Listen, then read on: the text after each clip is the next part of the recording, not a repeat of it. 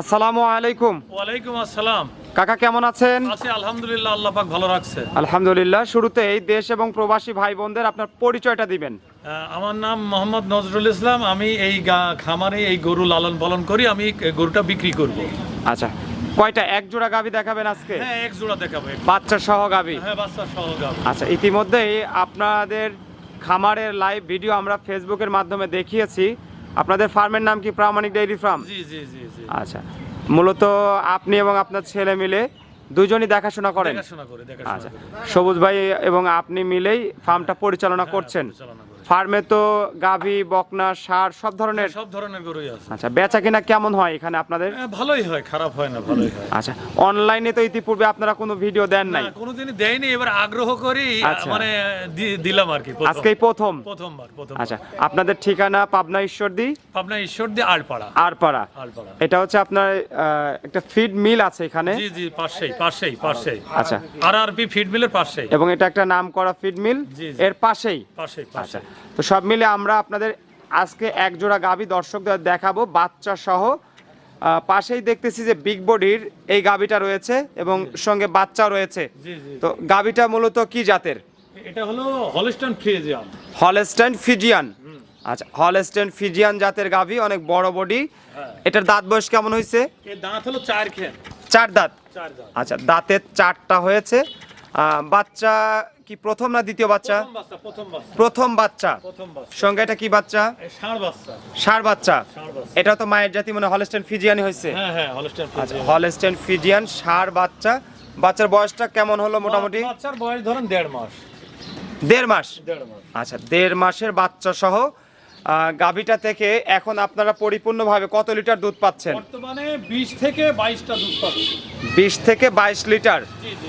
আচ্ছা, 20 থেকে 22 লিটার দুধ পাচ্ছেন সকাল বিকাল দিয়ে? সকাল বিকাল দিয়ে। আচ্ছা, এখন যেহেতু বিক্রি করার সিদ্ধান্ত নিয়েছেন গাভী দুটো, মোটামুটি কত দাম চাচ্ছেন? এই অবস্থায় আসলে যেহেতু বিক্রির সিদ্ধান্ত নিয়েছেন, হ্যাঁ বিক্রি করব। কত দাম হলে বিক্রি করবেন? চাওয়া দাম 320 আর বিক্রি দাম 290। আচ্ছা, চাওয়া দাম হলো 3,20,000। 3,20,000। আচ্ছা, কিন্তু বেচা কিনা হলে আপনি বিক্রি করবেন 2,90,000 পর্যন্ত হলে আমি বিক্রি করব। 2,90,000। আচ্ছা, স্ক্রিনে যে নাম্বারে আছে এই নাম্বারেই তো যোগাযোগ করতে পারবে দর্শক। হয়তো সরাসরি ভিডিও কলের মাধ্যমে অথবা আপনাদের ফার্মে এসে তারা দেখে শুনে যাচাই বাছাই করে, যেহেতু দুধের ব্যাপার আছে, সামনে রমজান মাস, যারা অধিক দুধের গাভী খোঁজে তাদের জন্য আজকের এই গাভীটা।